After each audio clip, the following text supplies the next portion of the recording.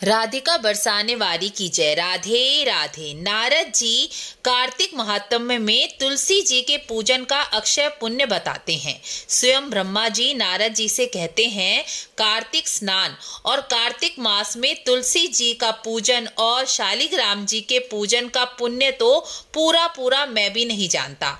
कार्तिक में तुलसी पूजन करने से धर्म, अर्थ, काम, मोक्ष चारों पुरुषार्थों की प्राप्ति हो जाती है।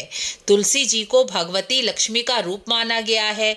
इनके पूजन से धन, समृद्धि और वैभव प्राप्त हो जाता है। जिस घर में तुलसी ईशान कोण में लगाई जाती है, उस घर के वास्तु दोष समाप्त हो जाते हैं। कार्तिक मास में तुलसी जी की ब्रह्म मुहूर्त में पूजन करना, दीपदान करना, जल सिंचन करना अक्षय पुण्य की प्राप्ति कराता है, जिसका कभी समापन नहीं होता। पूर्णिमा और अमावस्या पर गाय के कच्चे दूध का 1 चम्मच तुलसी की जड़ में डालने से आर्थिक समस्या समाप्त हो जाती है, धन आने के मार्ग बन जाते हैं। कार्तिक मास प्रारंभ होने पर रोज तुलसी जी का पूजन चंदन, हल्दी, फूल, गंगाजल और मिश्री से करना चाहिए। तुलसी जी को लाल और पीली चुनरी चढ़ानी चाहिए। देव उठनी एकादशी के दिन तुलसी जी को सिंदूर सहित श्रृंगार चढ़ाने से अटल सौभाग्य की प्राप्ति होती है।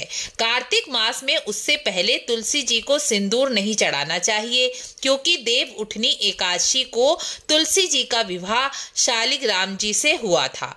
इसलिए देव उठनी एकादशी पर ही तुलसी जी को सिंदूर चढ़ाकर श्रृंगार चढ़ाना चाहिए। कार्तिक मास में तुलसी जी के पौधे को मंदिर में, गौशाला में, तीर्थ में, आश्रम में लगाने से ग्रह दोषों का निवारण हो जाता है। तुलसी के पूजन से, दीपदान से आर्थिक स्थिति सुदृढ़ हो जाती है। घर में लक्ष्मी और समृद्धि का विकास होता है। जो मनुष्य पूरे कार्तिक मास में ठाकुर जी का पूजन केवल एक तुलसी दल से भी कर लेता है, तो वह भगवान उस पर प्रसन्न होकर उनकी सभी इच्छाएं पूर्ण कर देते हैं। भगवान सोने, चांदी, रत्न, अन्य वैभवशाली पूजन सामग्री से इतने प्रसन्न नहीं होते जितना तुलसी दल के पूजन से प्रसन्न हो जाते हैं। जहाँ तुलसी का वृक्ष होता है, वहाँ यमदूत प्रवेश नहीं कर सकते। तुलसी जी को धारण करना, तुलसी दल मिश्रित जल का सेवन करना, तुलसी मंजरी सहित मुंह में रखने से यमदूत उस मनुष्य को देख ही नहीं पाते। ऐसी महिमा है तुलसी दल की। तुलसी जी का विवाह देव उठनी एकादशी के दिन शालिग्राम जी के साथ किया जाता है। शालिग्राम साक्षात विष्णु भगवान जी हैं। भगवान विष्णु ने स्वयं माता तुलसी जी से विवाह किया था और उन्हें अपनी सबसे प्रिय पत्नी का स्थान दिया। तुलसी जी पिछले जन्म में वृंदा नाम की एक कन्या थी, जो पतिव्रता होने के साथ साथ भगवान विष्णु की परम भक्त थी। विष्णु पूजा किए बगैर वह जल भी ग्रहण नहीं करती थी। उनकी इसी भक्ति और सतीत्व के कारण वृंदा का असुरपति जालंधर मृत्यु को प्राप्त नहीं हो सकता था और इसी कारण वह पूरे संसार को दुखी कर रहा था। भगवान विष्णु ने जालंधर का रूप धारण कर वृंदा का सतीत्व भंग किया और तभी जालंधर की मृत्यु हो सकी। वृंदा को जब यह छल का पता चला तो उन्होंने भगवान विष्णु को शिला होने का श्राप दिया और स्वयं सती हो गईं। भगवान विष्णु के मन में भी वृंदा के साथ छल करने का पश्चाताप था, इसीलिए उन्होंने वृंदा का श्राप स्वेच्छा से ग्रहण कर लिया और शिला रूप हो गए। यही शिला शालिग्राम कहलाती है और वृंदा की राख से तुलसी के पौधे का प्राकट्य हुआ। तभी से विष्णु रूप में शालिग्राम जी ने तुलसी जी को अपनी परम प्रिय पत्नी के रूप में स्वीकार करके उनकी विष्णु भक्ति और सतीत्व का मान बढ़ाया। शालिग्राम जी के पूजन का भी उतना ही महत्व है जितना तुलसी जी के पूजन का।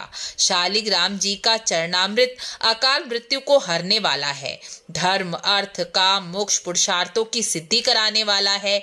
शालिग्राम जी का पूजन और शालिग्राम शिला का दान का पुण्य फल तो ब्रह्मा जी भी कहने में असमर्थ हैं। लेकिन पुराणों में बताया गया है कि शालिग्राम शिला का कार्तिक मास में दान करने का फल अक्षय गुना माना गया है।